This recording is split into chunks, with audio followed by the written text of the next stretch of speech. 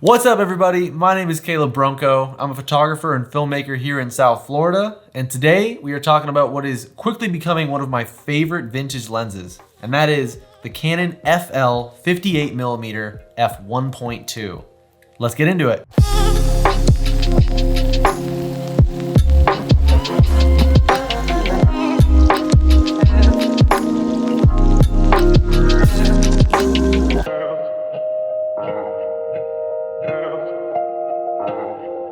So, a little bit of backstory with this guy.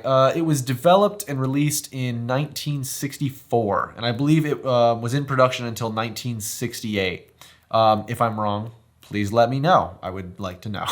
But that's what my research pulled up. It was originally designed to be mounted on the Canon FX through the Canon TL models back in the 1960s, and it is a pretty solid piece of kit. It features the Canon FL breech lock mount, which later was updated and became the Canon FD mount. But all of these FL cameras will work on your FD mount cameras. So your AE1s, AE1 programs, A1s, all of that. This lens does actually work on here. And I actually use this lens on this camera all the time when I'm shooting film. It has an 8-bladed aperture diaphragm, which allows for pretty smooth bokeh like throughout the f-stop range, which is pretty nice. And the focus ring is buttery smooth, and it has about 180 degrees of rotation, so you can like really like fine tune your focus and like pull it super easily. Unlike the slightly newer FD mount lenses, the aperture is actually up here at the top of the lens, which is kind of interesting. And then like the FDs, when you close it down, it doesn't actually stop down the lens because it's actually activated by the camera on the FD camera, or if you get like an adapter, then it'll tap it. But unlike the FD lenses where you can't activate the aperture unless you either adapt it or you rip the mount off and then do your own thing. This one you can control with this little tiny pin back here.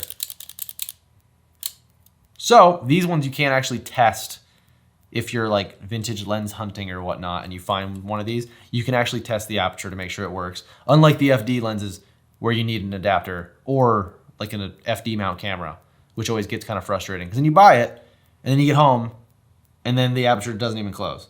And then you're like, sick, I gotta pull this thing open and then clean off these blades that are like 50 years old.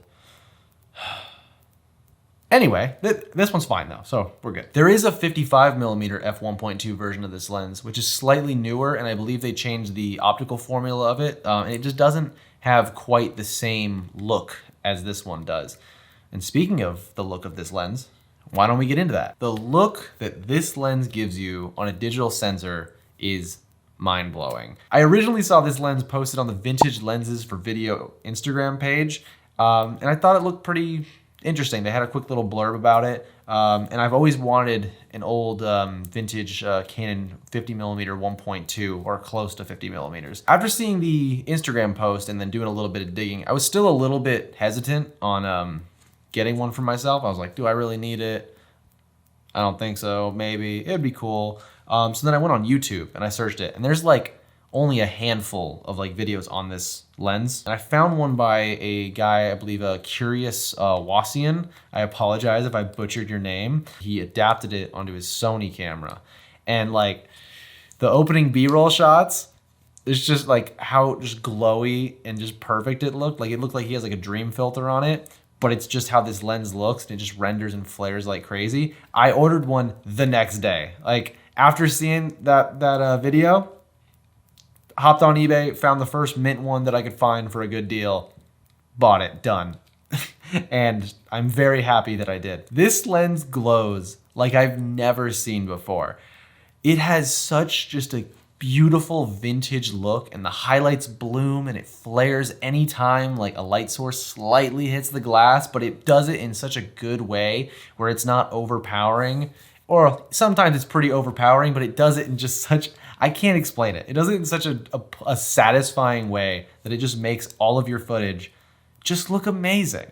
Like, I am such an advocate for, if you want a unique and good looking image out of any like modern like camera that's not like a red, just put vintage lenses on it. They're cheap and they look so sick. I shot a few clips stopped down as well when I was out testing it, and it sharpens up quite a bit, but Let's be real. The real reason you're buying this is to shoot it wide open at 1.2 in the middle of the day with your variable ND all the way down. Something else that's really cool about this lens that I didn't actually expect is when you're shooting against trees or like in like a heavily brushed area like a forest or whatnot, it kind of swirls like a Helios, where it kind of swirls all the like trees. Looks like the bokeh looks really swirly. That's what I'm trying to get at.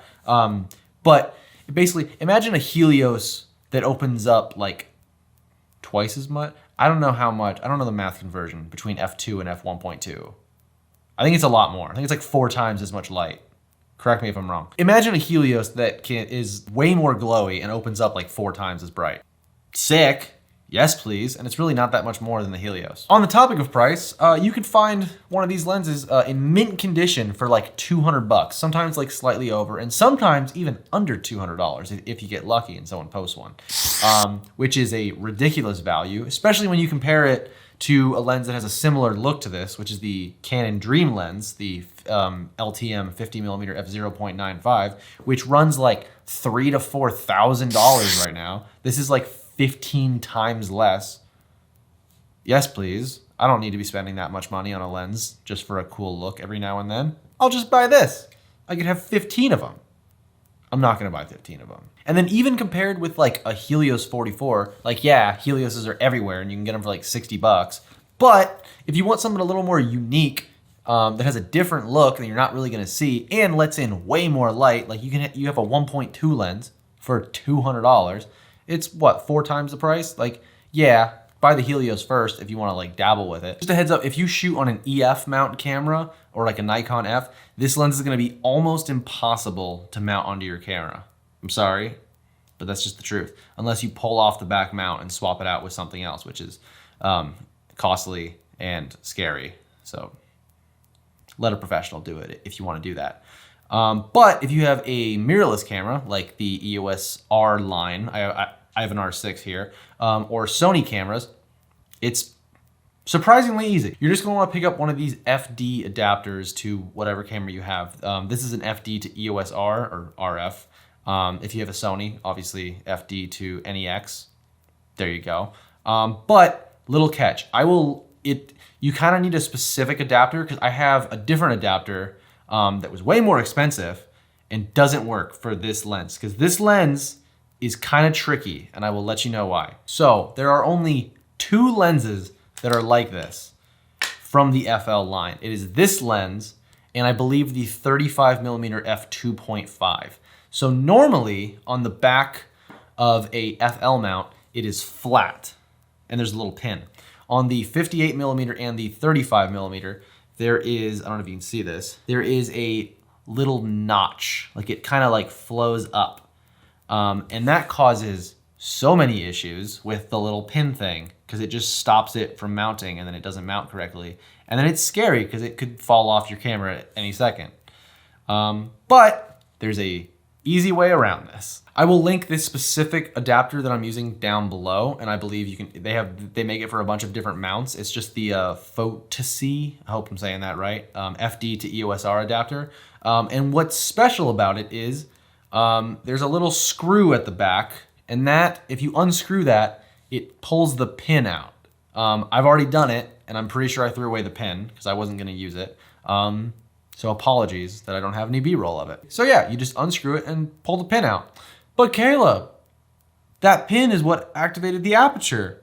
So how am I gonna close down the lens if I'm using it with this adapter?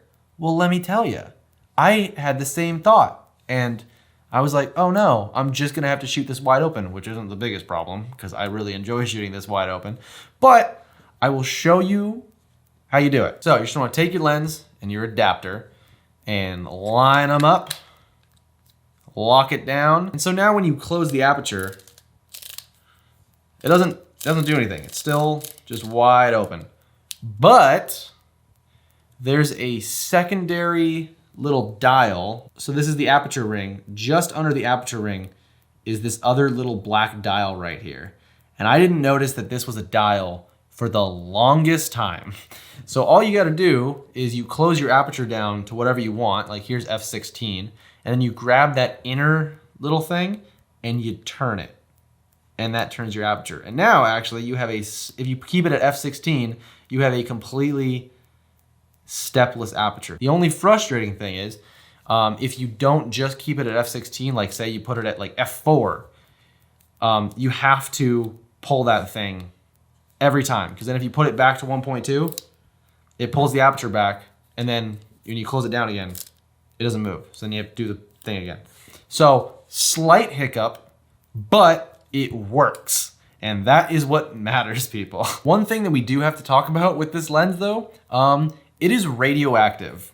And yes, if you are not familiar with vintage lenses, that may come as a shock to you. But yes, actually a lot of vintage lenses are radioactive, and it's due to the thorium they use in the glass coatings. Don't worry, it's not a crazy amount, like it's not harmful. Don't sleep with it under your pillow, because that'll suck. But it's not nearly enough to like harm you or anything. So yeah, just keep in mind, it's a little radioactive. Honestly, all in all, this is quickly becoming one of my favorite vintage lenses that I own. And I have quite a few of them, as you can see. These are all vintage glass behind me, and I absolutely love shooting with them. If there's any other specific vintage lens videos that you want to see, leave them down in the comments, because I probably have that lens and I can do a video for you. I recently just picked up this Canon FD 85mm 1.2 L, and I found it on OfferUp. I found a Contax Zeiss 85mm f1.2. Crazy rare. I believe they only made like 500 of them. I don't know how I found it, but I found it. And I believe these are the only two vintage 85mm f1.2 lenses that were made. I've done a ton of digging, and I cannot find a single other like vintage lens maker that made an 85 1.2. So I really want to do a video like pitching these against each other, and I did a little story post on Instagram, and everybody seemed pretty hyped for it. So I'll have to get the ball rolling on that. But yeah, guys, with all that being said, that is gonna do it for this video. If you enjoyed it, please consider liking and subscribing. It really helps me out. And if you have any ideas for future videos, or just wanna say hi, or just feel like roasting me, leave them down in the comments. I would love to hear it. Yeah. All right, guys, I will see you in the next one.